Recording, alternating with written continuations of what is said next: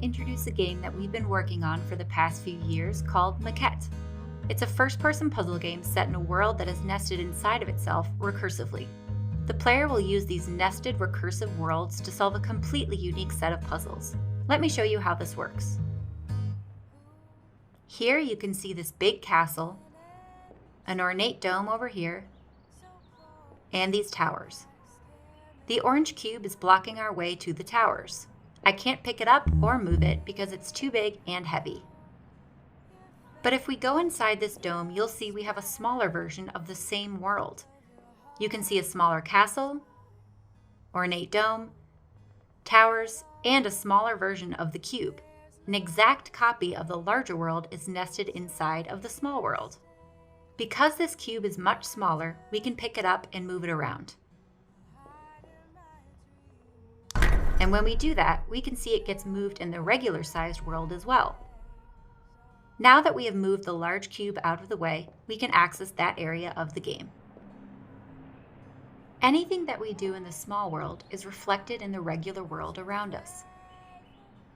There are a lot of exciting implications to this. It's running in real time, so if we drop the cube here, you can actually see the larger version moving in the regular world. And if you look very closely in the background, you can see another even larger cube moving in a larger world out there. We have a simulation on all these levels of recursion.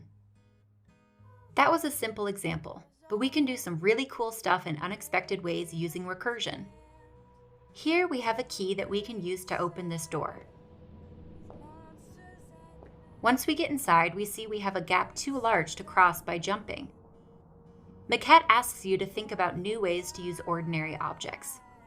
In this case, the solution is to take this key, which is tiny, and bring it into the maquette. By placing it across the gap, it can be used as a full-sized bridge in the regular-sized world.